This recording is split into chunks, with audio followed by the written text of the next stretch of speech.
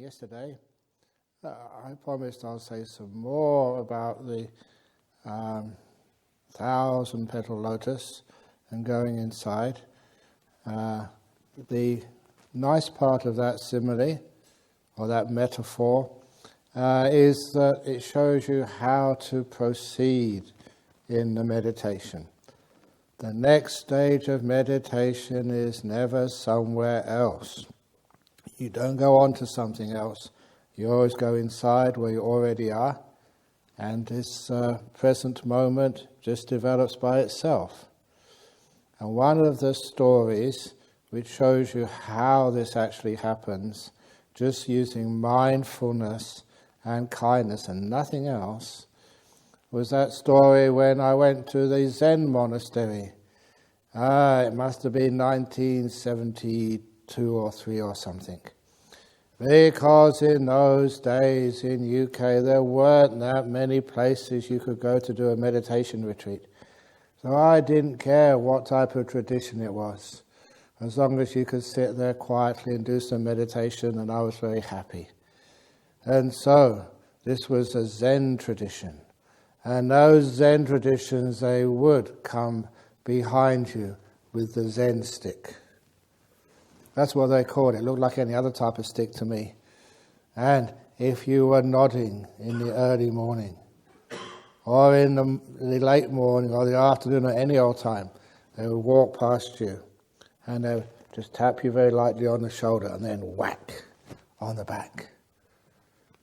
I never got hit. Never once. You know the reason why? I've always been very fortunate with good karma from the past.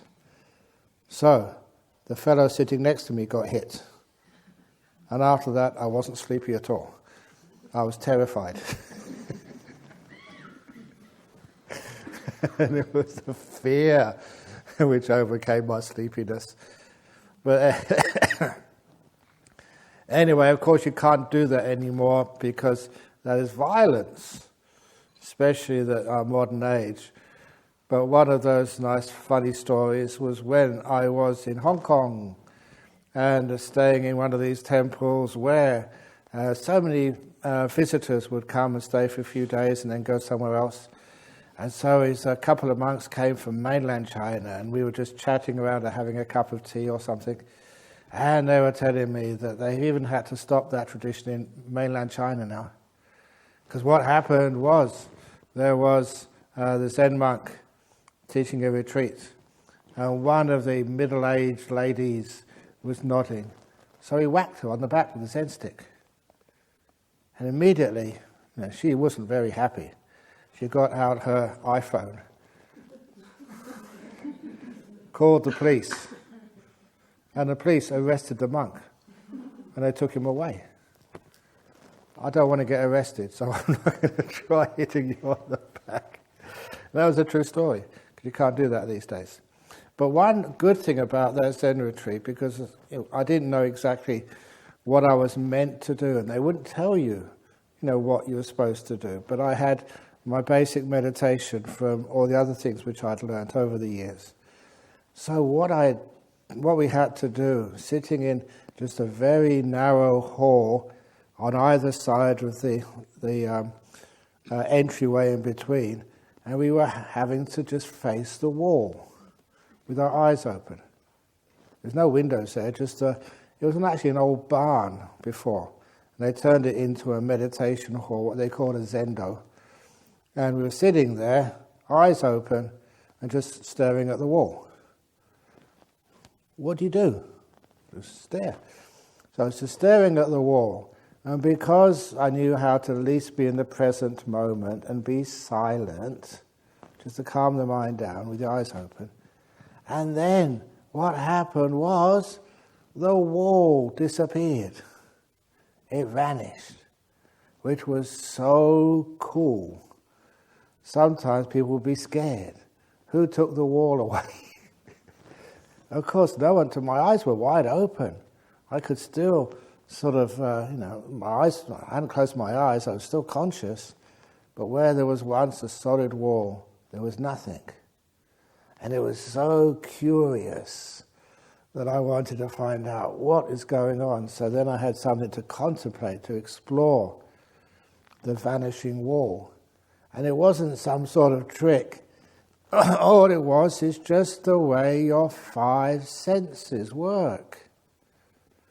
That if you're seeing something and it's always there and it doesn't move, after a while the brain turns off. That particular sense, click, it stops. So what was happening? The wall was still there because I was still silent, really paying attention, and the wall wasn't moving. Then the sense of sight turned off. And I thought, this is a very wonderful experience, but also it's just so natural. When you meditate and you close your eyes now, I can see the inside of my eyelids. But if I keep my eyes closed, after a few seconds, I won't be able to see anything. Even the inside of my eyelids will disappear. Because whatever is stable, doesn't move, doesn't change, your brain is so efficiently wired, it doesn't see it anymore. Your brain is only programmed to notice things which change. I'll give you another example, this time physical feeling. Can you be aware now of the saliva in your throat? You weren't aware of it a few moments ago, but now it's there. Now let it go.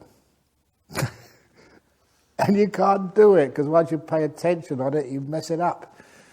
After a few moments, so the saliva, by putting attention on it, what you do, you take control of it. And so the saliva is not natural anymore. You know, the feeling of saliva in your throat. And so because it's not natural, it comes and goes, it changes this way and that way, and it means that it does not disappear. So can you still feel the saliva in your throat? I can. So put your attention on something else. Don't worry about the saliva, and then that eventually will just disappear. Of course, there are some people who have a lot of problems when they're meditating because there's so much saliva comes out of their mouth. Sometimes they even dribble. I don't know why, but that happened to me sort of a few weeks. I don't know why that happened, but there is a solution to that. If you're meditating, you get too much saliva and it starts to dribble, and you don't want to swallow because that will disturb the meditation. Oh, well, then there is a solution to that. And the solution, I got this when I went to see my dentist. It's one of these little things you put it in your mouth and it goes.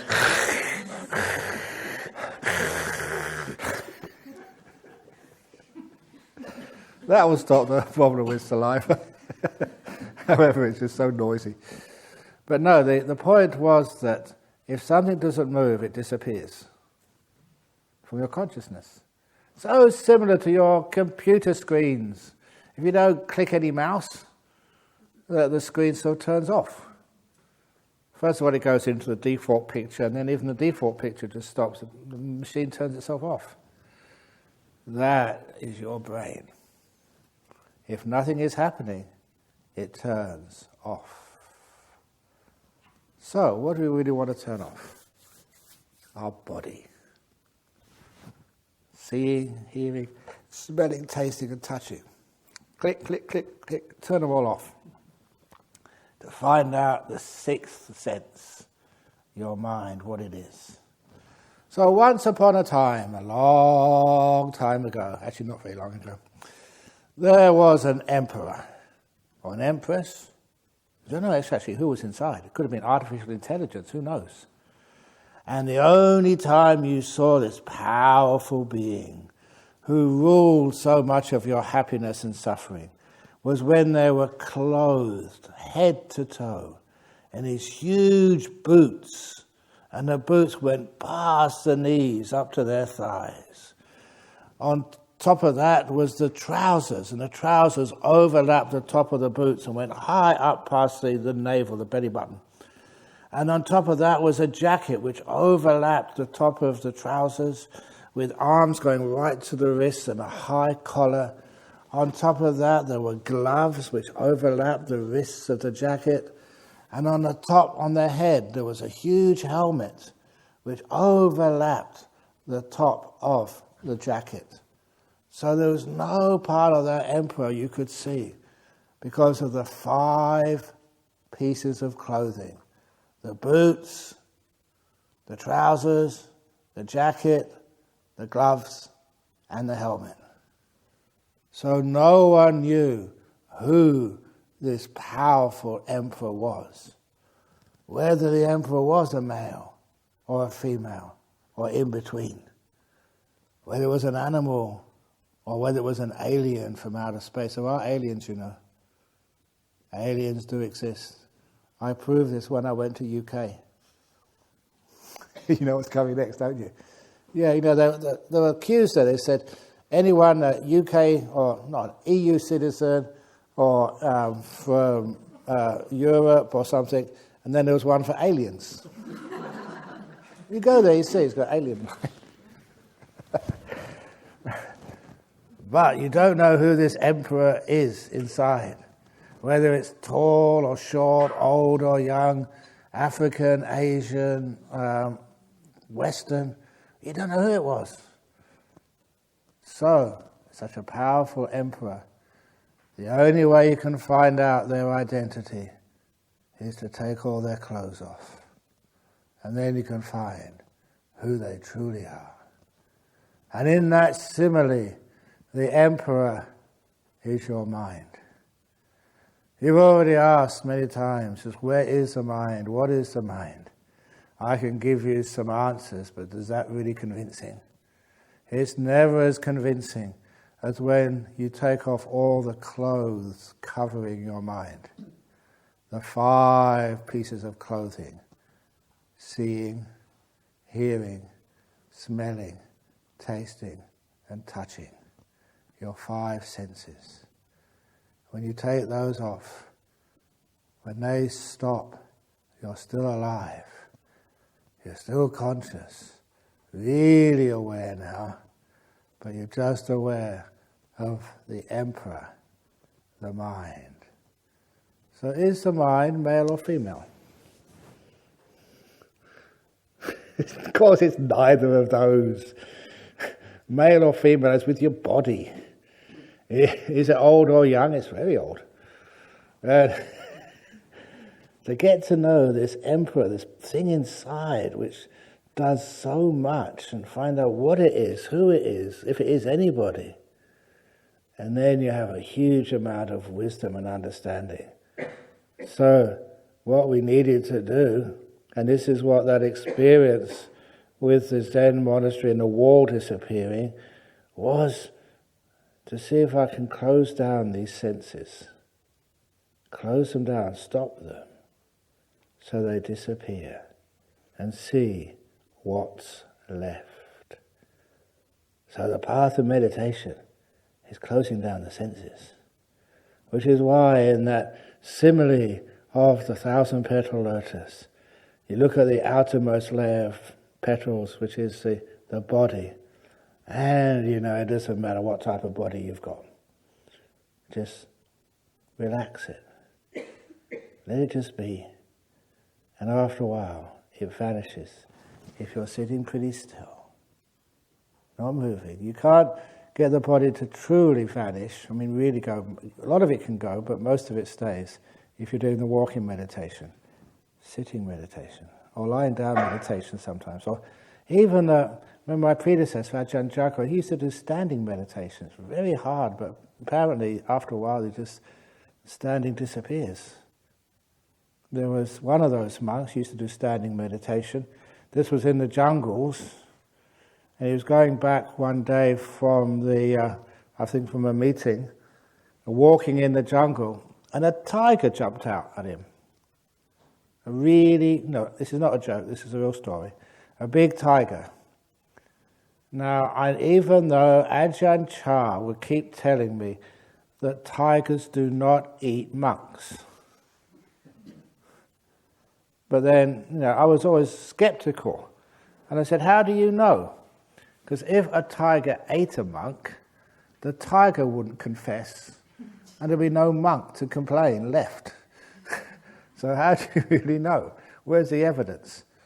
So anyway, I didn't really believe that, but no, obviously this monk didn't either, because as soon as it jumped up in front of him, there was a tiger right in front, and there was a monk standing there, and the only thing he could do is be so incredibly still. And then, when he opened his eyes next time, hours had gone past.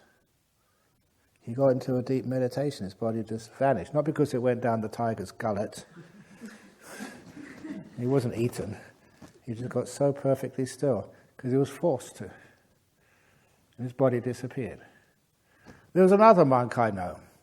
He didn't face tigers, but what he faced was Thai mosquitoes. This particular monk, he was one of the first monks at that monastery called Wat Nana Chat over in Thailand. And Ajahn Chah would come every evening at the beginning to bring some support to that temple.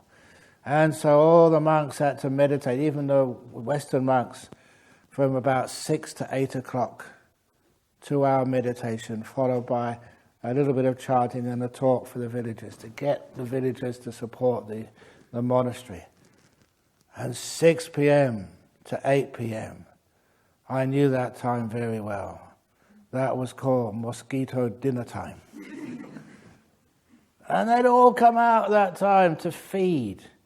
And remember, being a monk, we didn't have as much protection as you have. You've got hair. No hair at all. Bare shoulders and bare arms. And so you could say that we had more seats at the dinner table for the mosquitoes. Not only that the mosquitoes, these were Thai mosquitoes, they've been inbred to know they see a brown robe, it's a safe lunch. Anywhere else they go, they get squashed so easily. But monks can't do that. And those mosquitoes really took advantage of you. And I was so kind to those mosquitoes. Sometimes they'd land on your finger. And you say, okay, just take it. It's only a little bit of blood. It's not much. But you know what they would do? They'd put their nose, they put their nose down in your skin. And you know, it doesn't really hurt, but it's just really irritating. It's okay, take as much as you want. There's plenty left for me. And then what that mosquito would do? He would take his nose out, walk somewhere else, and try somewhere else. He didn't like that blood over there, so he tried. It's all the same blood. It goes round and round. It's not different. But those mosquitoes just were so fussy. Go here now, don't like that. Go somewhere else. They give you 3 or 4 bites. They didn't know how lucky they were because of my kindness. Could squash one so easily. I often thought about it, but couldn't do it. Especially when Ajahn Chah was there. And next, remember that we were some of the first Westerners who went into that part of Thailand. Now, that's just no exaggeration. I went to some parts of the northeast, and I was the first white man they'd ever seen in a village. And big villages, but quite remote. And so when I went on alms round that morning, you have your bowl, and the monks, the lay people put some rice in the bowl, and the tradition always was you're not supposed to look at the monk, when you put the food in or the rice in. You're supposed to look in the bowl. But this time they'd never seen a white man before, let alone a white monk. So they were looking at me, and most of the food fell outside my bowl. The dogs who picked up all of the fallen food, they loved me. They couldn't wait for me to come back again because that was a really big food day for them. But it was the case that, it was a remote part of the world, and so many of those white people hadn't been there, and there's no TVs in there, no electricity.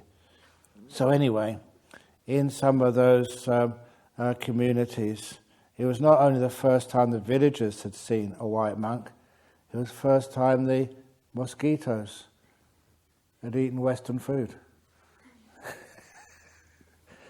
And you know what it's like when a new type of food comes in, it's always a craze. I'm sure they speak to one another, hey guys, there's Western food in that sort of forest over there. And it's monks, so they won't harm you. So the word got around. It must have been something like that, because when we meditate for 2 hours, the mosquitoes would come And it wouldn't be just 2 or 3. Because I did this with one of my friends, another, he was a monk from California, and we counted them to see how many we could count at the same time on our skin. And this is no exaggeration, because I'm a monk, you have to be honest, use about 60 or 70 at one time on your skin. You could even hear them sucking the blood. No, that I couldn't do. But we count them, it's that many, and that was really hard to endure. And many times you'd open your eyes and see Ajahn Chah just sitting so peacefully. It's really unfair. If he hadn't been there, I'd have run away. But we couldn't. So how do you deal with that? There was no mosquito repellent, no sort of those little smoke coils or mosquito nets there. It was out in the forest, in the rainforest. And then the mosquitoes bite you for 2 hours. So what did I do? There's only one thing a real monk does, and that was to meditate. Forget about the mosquitoes and start just going inside, make peace with everything. You made peace with everything, and soon you went to a nice deep meditation where all of your 5 senses vanished. How nice that was. I said, whatever you want to have, mosquitoes, you can eat this, eat that, but I'm not going to bother with you. I'm just going to go right inside. And I always like mentioning that, go inside, not go somewhere else, not run away, which I wanted to do with my legs and run somewhere else. Just stay where you are, go inside this experience, deep inside, and you'll find that soon you can't feel the body. You can't sort of see, you can't hear. You go deep inside, beautiful, peaceful states of mind. When I came out afterwards, when the 2 hours were up, you open your eyes, and the weird thing which happened, which I thought, wow, that must have been a very good deep meditation, because I couldn't see any mosquito bites. When a mosquito bites you on the skin, a little bump comes up afterwards, and it's a bit itchy. And I mustn't scratch those bites, because that can get infected, but there was no mosquito bites on me. I thought, the power of samadhi protects you. You have a big force field around you, the anti-mosquito force field. I thought that'd be really cool. And I thought that was what happened for many years, until I found out eventually, some science papers, that mosquitoes, one of the main things which they're attracted to in a human being is their carbon dioxide coming out of their pores. The more carbon dioxide which comes out of your body, the more the mosquitoes know you're there. So if you're metabolizing a lot, if you're really concerned, really worried, I'm going to get dengue fever, I'm going to get malaria, what you're saying is, hey mosquitoes, over here, I'm here, come over here, come and bite me. Because the more you worry, the more you metabolize, the more carbon dioxide comes out of your skin, and the more that mosquitoes can find you. So when you're meditating, you're getting so peaceful, really calm, very peaceful, hardly breathing at all, hardly metabolizing, because you didn't need to, which meant the mosquitoes couldn't find you. Or they went to the monk next to you who was worrying. And so that was an amazing thing which you could do, to go inside and your body just stopped and disappeared. So that is part of our meditation, to find out what this mind is, and all its amazing powers, and what it does. And it's some of these things, you call them powers, they're just really nature, that's all. And this was like low metabolism, so you didn't get sort of bitten by mosquitoes. So, it's all about, in meditation, allowing the body to be as comfortable as it possibly can. It can't be perfectly comfortable. I've already mentioned that time when I had the scrub typhus. And that wasn't comfortable at all. It was really low energy. This is one of the second times I'm mentioning, when having all these mosquitoes biting you, which was very irritating. Still, you can just let it be. Not react. You didn't have any choice. Reaction was painful. No reaction was freedom. So you just went inside. And when you went inside, all those feelings in the body disappeared. And some of those bodily sensations, like sight, is pretty easy to turn off. You just close your eyes. Now hearing, I wish I had earlids. If I had earlids, I'd just close them and I wouldn't be able to hear anything. But even if you have earplugs in your ears, you can still hear because of the sound goes into your bones and it gets transferred to your consciousness through other means. So turning off hearing is one of the most difficult to do. In fact, it is the most difficult to do of all the five senses. Smelling and taste, that's easy to turn off. I always say that if you do eat lots of baked beans, you must always sit in the back of the hall.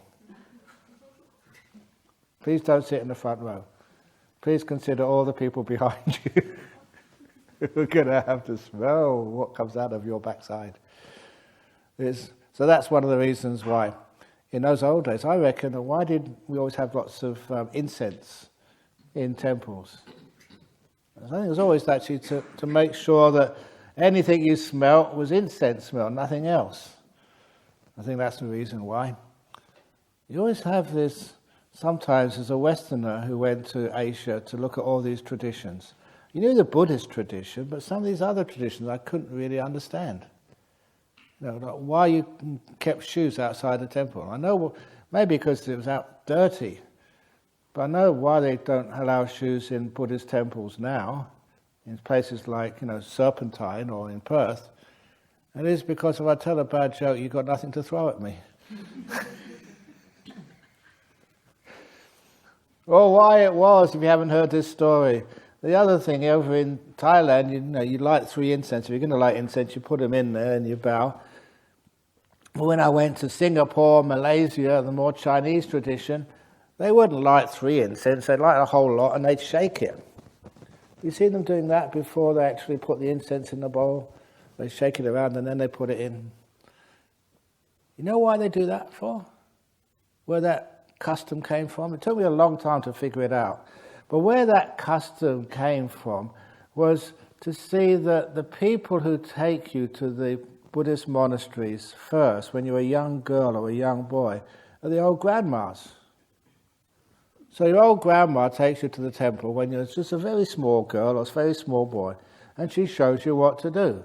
So grandma gets some incense and lights it, and she shakes it, not because of it's a tradition, but it's because that she's got Parkinson's. And you think, oh, that's what I'm supposed to do. And so you shake it before you put it in. Anyway, that's my theory anyway. I can't see any other reason why you shake it before you put it in. And what else is there? So in order to calm down the 5 senses and so they can disappear, and just imagine what it must be like if it hasn't happened to you.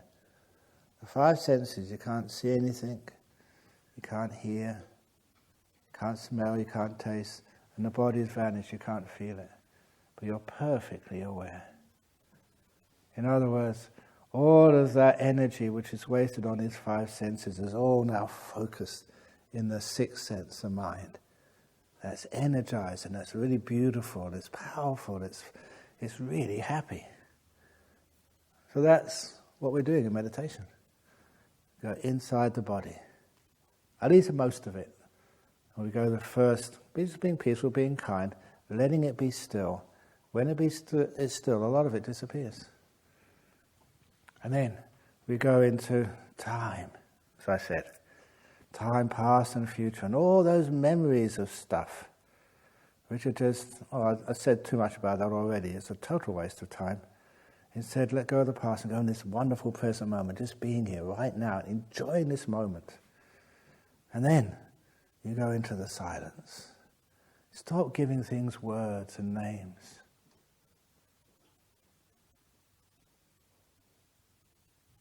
That's where knowledge comes from, understanding, wisdom. Not the names, but what was there before the words. So you get into the silence. And then, of course, the last thing in the body which is moving is your breathing. And here, going back to that first friend who was here with me when I came to Perth 36 years ago. We'd only been here a few weeks, and somebody came to see us and said they had imported a sensory deprivation chamber into Perth. It's one of these little boxes, and in this box it was obviously watertight, waterproof, because they put warm, salty water, and it was the temperature of your body, and it was salty, so you could float. You just floated in it, and there was no feeling of heat or cold, and there was no pressure on any part of your body, so it could get rid of all these aches and pains in your physical body. And when they closed the lid, it was a light proof, so you couldn't see anything. And it was soundproof, you couldn't hear anything. They must have had some ventilation in there somehow, so you didn't sort of suffocate. But it was all there to make sure that your 5 senses could disappear. And he said, would you like to have a go and meditate in one of these? And I said, oh yeah. But we have like this tradition in Buddhism, the seniors go in there first, and the juniors afterwards. So Ajahn Jacaro went in there the first day, and I was going to go there the next day. I was really looking forward to it. But then I asked the next day that someone came to see us, and they said, you can't go into that sensory deprivation chamber. Ajahn Jacaro's already been in it, it's quite safe. And that's not the reason why you can't go, because they showed us a big advertisement in the morning newspaper. First sensory deprivation chambers in Perth, as used by Buddhist monks. It was a scam. They'd asked him to go there so they could advertise and use Ajahn Jacaro's name. So he said, oh, you can't go. And I said, hey, hang on a moment. Look, the damage has already been done. I'm not going to add to any damage. Come on, please, please, please, please, please, can I go, can I go? He said, no, no, no, you can't. Oh, please, no. So I never got to go. But I didn't mind so much, because when Ajahn Jacaro, who went in there before I did, he explained to me what it was like. He said, it's so true, you've got no aches and pains on the body at all. It's just you're floating there. And it's your body temperature. You don't feel cold, you don't feel hot. They range the temperature, and it's soundproof. No sounds from outside can come in. Only the sounds from inside.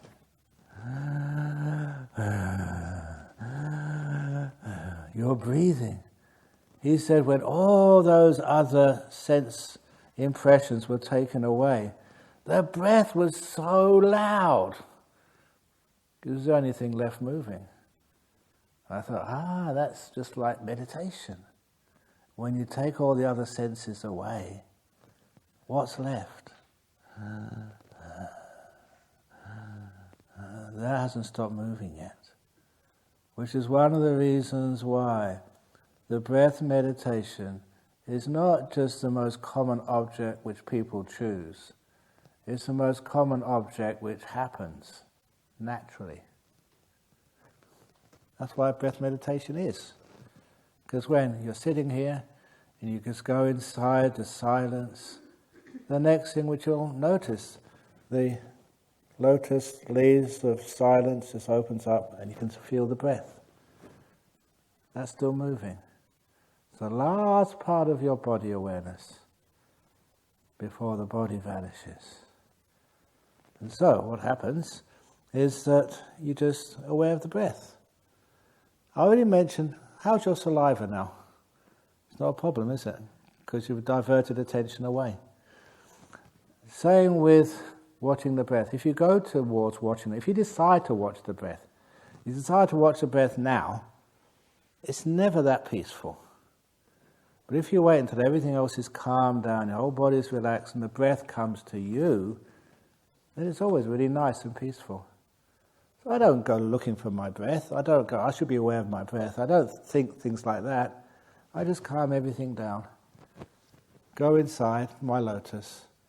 Go inside body, present moment, silence, and inside the silence. I just stay in the silence until that opens up, just being kind and aware of silence. And it opens up. There's my breath again. Because I don't do it, I don't make it happen, I don't search for it, I don't aim for it, It is not coming from me. It's coming from things vanishing and disappearing. I let go of trying to do stuff. Just sit still, peaceful, and then these things happen. And when they do happen, the breath is always really quite nice at the very beginning. And I recognize that. And so what do I do next? Nothing. Just being aware, being kind, which is basically doing nothing. So just aware of being kind to this breath, and it gets very peaceful. Why does it get peaceful? It's the only thing left moving, but I'm not doing very much. I'm not energizing. I'm not sort of taking the energy away by thinking, by planning, by deciding, by making things happen. I'm just very calmly, very peacefully watching with kindness. Which means the breath, because it doesn't need to metabolize very much, the breath gets less and less and less, lighter and lighter and smoother. But one of the things which I always remember to do is actually to remember the happiness and joy. Sometimes people in meditation or maybe spiritual traditions are afraid of happiness. We think, no, this can't be a part of it. If it's too happy, you'll be attached. Stop smiling. And some people are like that. They think you have to suffer to get enlightened.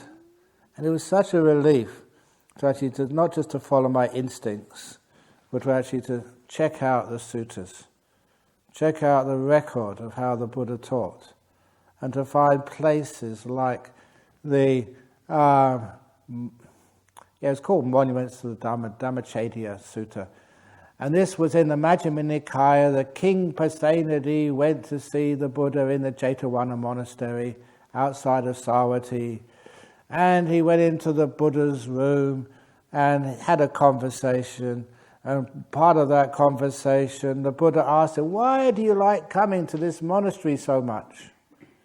And that the king said, "Because the monks, the Sangha in this monastery are always happy and smiling." Always happy and smiling, not miserable and fierce. Always happy and smiling. And the Buddha said, "Yes, king, that's what you can expect when people are meditating properly and getting insights." So that's, I think many of you know all my secrets, know that the fact that, actually you don't know all my secrets, you still haven't found out yet what is in that golden door where that most amazing music came through yet. But anyway, this is a secret. You know, sometimes in interviews people come up and they say, "Oh, Ajahn Brahm, I think I just got jhana." You know what I do? One of the first things I look at is your mouth indicator. If it's level, sorry, that couldn't have been a jhana.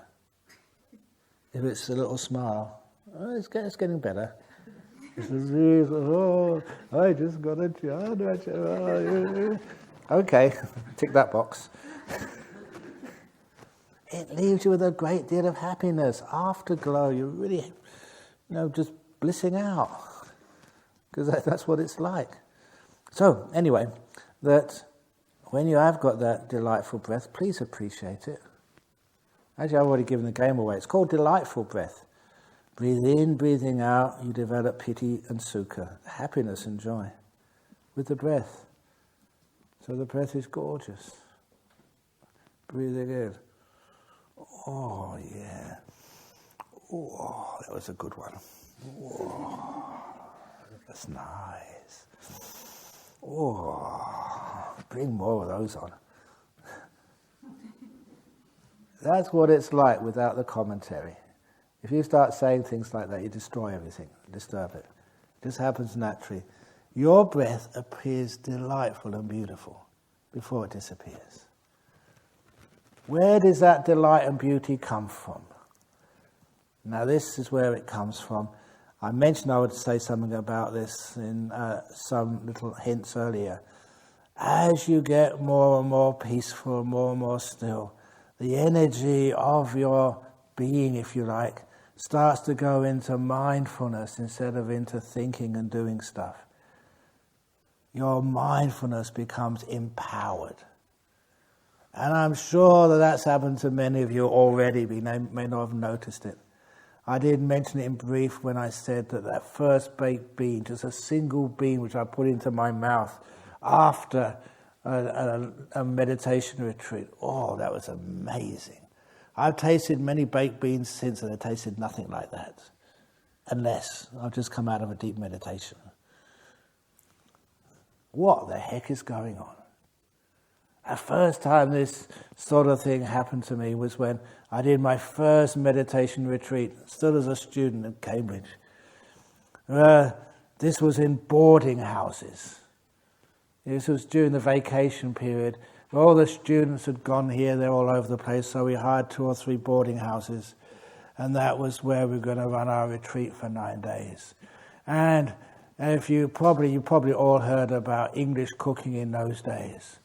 And of all the chefs and cooks in England, the very worst, the bottom of the pile, which could not get a job anywhere else in the whole kingdom, or queendom, whatever you call it, were the ones who fed poor students. So when I heard that we were going to eat boarding house food for 9 days, I really thought to bring some sandwiches or something. It was disgusting food. But nevertheless, you never know until you actually try. And the first meal was delicious.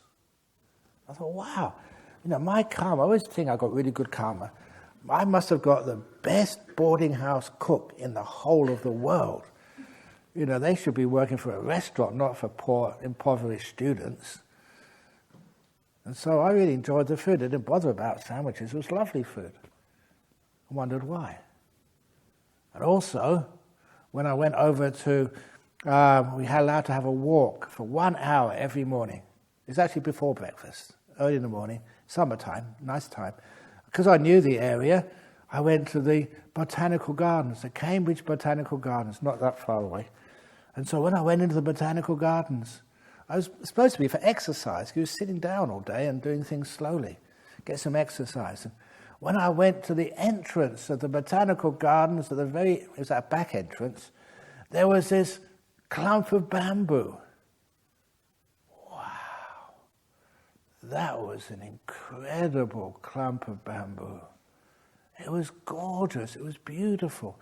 And I started to contemplate, that is why they use bamboo in Chinese watercolors. It always has some bamboo there somewhere. And it's very subdued. All its colors are very light. And just the shape of it. It's slender, it's a long stalk of bamboo which bends just under its own weight. So graceful. It's a beautiful, almost perfect curve. And even the leaves are not these big fat leaves like Western trees. They're very slender and come to a point at the end. And I thought, wow, that's an amazing clump of bamboo. And I was standing there looking at it for about 10 or 15 minutes, as I remember. And I thought, if people see me, they'll take me away. It's the trouble with being a monk, because sometimes, you're not usual. And I was not a monk yet, but even so, just sitting there looking at a clump of bamboo, if somebody saw me, they would have called someone to take me away. But I do recall here that the first weeks I was in Perth, one of the visitors, he was a Nepalese man, unfortunately he had an epileptic fit. So we called the ambulance. And the ambulance came in plenty of time, because this was in North Perth, not that distance from all the hospitals. And so they came and they looked at him, and one of the questions they asked was, what day of the week was it? He didn't know, and so they put him in the ambulance. And I asked him just before, they took him away, he said, why did you ask that question in particular, what day of the week it is? I said, that's a standard question we ask. Because everybody knows what day of the week it is, and if they don't, they're in the back and going to the to Greylands Hospital. Oh my goodness. Because I didn't know what day of the week it was. Just a monk, you don't care. It's Monday, Tuesday, Wednesday, Thursday, Friday, Saturday, Sunday, they're all the same when you don't go to work. So from that time on, I made a point, I must know what day of the week it is. So to let you know, it's Monday today, Mondays. So if somebody comes in in an ambulance, they ask what day of the week is it? It's Monday. Okay. I think it is, isn't it? Okay, yeah. Thank you. So anyway, I was standing there looking at this clump of bamboo like some crazy person, and I thought, I can't carry on like this, but I don't want to leave the bamboo. I haven't finished with it yet. So there was a seat. So I sat down. If you sit down on a seat and stare at something, that's okay in England. If you stand up and stare, that's really off. I don't know why, but anyway, that's the way of things. So I sat down and stared at the clump of bamboo. So I have to go. I'm going to get some breakfast. So I'll come back the next day. 8 days I went back there. 8 days I sat down and stared at that clump of bamboo, and it was such a beautiful piece of bamboo. Oh, I just enjoyed it so much. This is a pretty 100% accurate story. And after the retreat was finished, back to studies, messing around, like as a student does. I had a free afternoon. I thought, wow, I'm going to go and see the most beautiful piece of bamboo in the world. I got on my little bicycle and went down to Bateman Street. I still remember the name of the street. Back entrance to the Botanical Gardens, and there's the bench. Sat down, looked at my clump of bamboo. It was so dry and desiccated, and just, it wasn't beautiful at all. And I thought, bamboo in England and that type of climate, it's not meant for that type of climate. And I looked at it, and it was just really something very sickly, weak. And I thought, where's the beauty gone? How come those cooks, who weren't very good cooks, how come I could really enjoy their food? The beauty, the delight wasn't in the food. The beauty and delight was in my mind, which I added to that clump of bamboo. It was, for those of you who know your Buddhism and know Anapanasati, it's the Chitta Sankara. You're seeing that through your mind, and it's gorgeous. And there's so many other things. Okay, I'm going to tell the growth story now. If you don't like growth stories, you can leave. There it comes. Some of you know what it is. But this is almost extreme. But, it was true. Teaching a retreat here in Jhana Grove a few years ago. Sometimes I meditate here, sometimes I meditate in my room. Get aircon in there. And so when I was meditating here, and eventually, you had to go to the toilet. Even monks have to go to the toilet, So I went in the male toilet opposite the laundry. It was the middle room. There's 3 cubicles there. I always thought putting a plaque in there somewhere, this is where that happened, because many people know this story. It should be heritage anyway. You should never ever remove that toilet bowl and change it for something more high tech. So I did what we call a number 2. Number 1 is urine, number 2 is the other one. And I made a mistake. My mistake was to look in the bowl before flushing. And I looked in the bowl. Wow.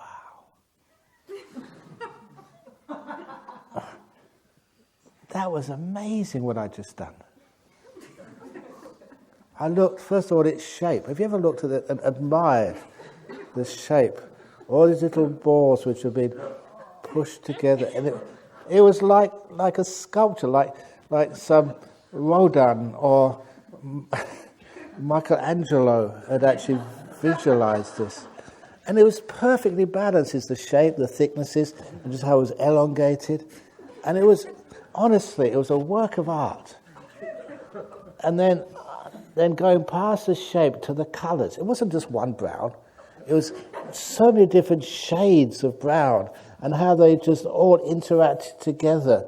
And this is the thing with colour and shape. It's just how they interact together. And the effect they had was the most beautiful sort of sculpture painted in just these raw, deep colours. And then the fragrance. Now, many people, they use, deodorants and scents. And as a monk, sometimes you meet all sorts of people. You meet the Queen of England and meet sort of pop stars and stuff. And this was something, you smell all these scents which people wear, but this was something real, deep. It spoke of the depth of humanity. It was inside of everybody. It was just beautiful, and it just filled all of my sensory organs up with delight. It was the most delightful piece of shit I've ever made. Oops, I've said it. And I was literally in that cubicle for quite a few minutes going, wow, look at that. That's amazing. Wow. And every time I looked, it just got more and more beautiful. I could see so much more. There's incredible things happening in there. And the thought came up, I'm going to take this up and show my friends. Even bring it here. In fact, say, hey, look at this. Isn't this marvelous? And I realized, when something told me, I said, no, I shouldn't do that. I have to let it go. Oh, I can't. You have to let it go. Flush it away. Oh, do I have to? And if I hadn't been a monk for such a long time, used to letting go, and used to abandoning things which are most beautiful. Okay, so I'll put my finger on the top. No, I can't do it. Oh, no. No, I can't. And I pressed the button quickly. And one of the most beautiful things which should ever come out of my back hole vanished forever. I think I still got some grief over that.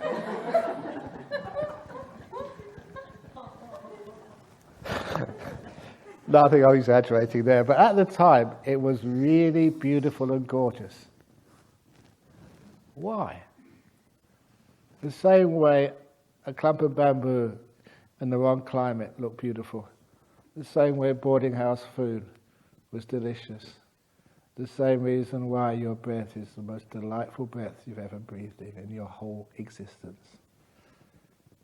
Your mind is getting empowered. Powerful mindfulness, superpower mindfulness. Whatever you look is gorgeous. Now I quote William Blake, to see a world in a grain of sand, a heaven in a wild flower, hold infinity in the palm of your hand, an eternity in an hour. That was his 17th century British painter and poet, philosopher. And that's one of the verses which I always remembered. See a world in a grain of sand, a heaven in a wild flower, hold infinity in the palm of your hand, eternity in an hour. That to me was just a description of what superpower mindfulness is like. You see the beautiful bamboo flooring, so much going on in there. A heaven, a world, just in that little piece of wood right in front of me. To put your head up and see a meditator in front of you. It's incredible stuff inside of them. Amazing beauty and power and stuff. So you go to prison and you meet a murderer. They're not a murderer. They're a person who's murdered somebody. They're huge, much more than those outer descriptions. And you look at yourself, this stupid old monk who tells the same old jokes every time. Well, not the same old ones, they're just adapted a little bit. But you look at that, you see so much beauty inside. Self-love. As you look at other people, it's not better than anybody else. See the beauty in so many things in life. You go outside and you see a blade of grass, and you look at it and keep on looking, and keep on looking, and it becomes so green, deeply green, and so many different shades of green in just one blade of grass. And its shape, you touch its texture and it blows your mind. Amazing what's going on there. Because you now are mindful. You can see so much more in things. you're awake. And then you cross your legs, close your eyes, and you go very deep, and when you get to see your breathing, whoa. It's so gorgeous that you can't be disturbed.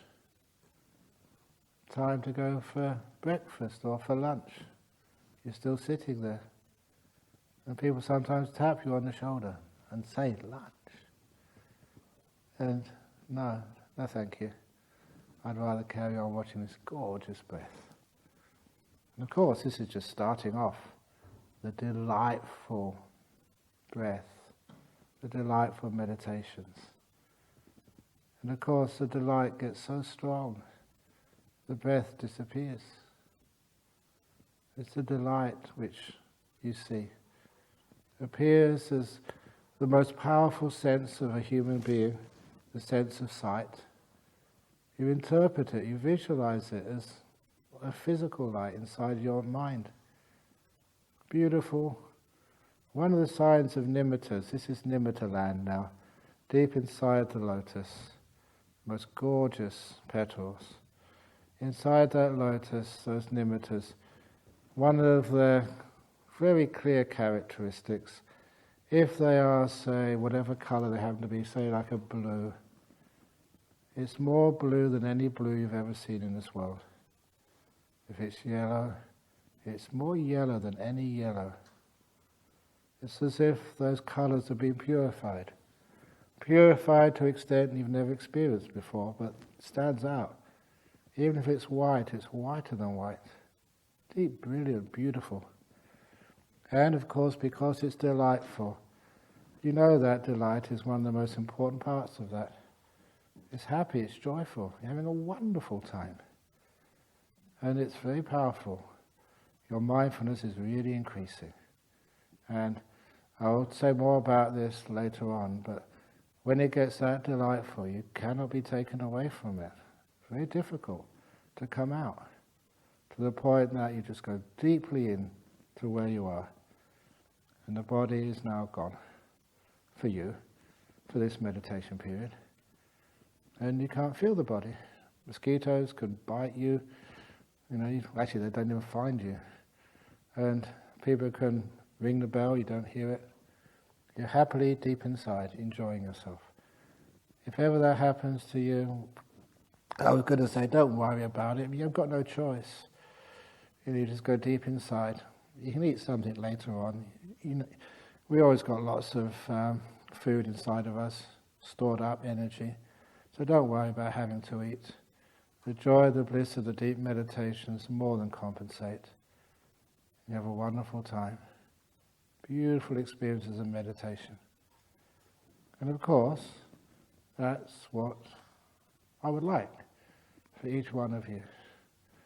To get incredible bliss when your body vanishes and you get some really understanding why we do this meditation. What about the insights we come? We get huge insights from this. But those insights I would explain another time, another place. Sadhu, sadhu.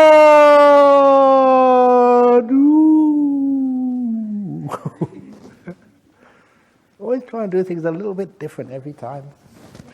Hee hee hee. Okay, have some nice meditation.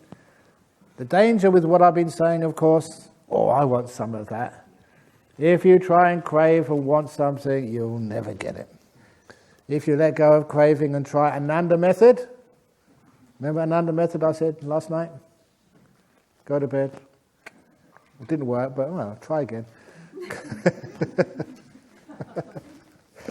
So have a nice time.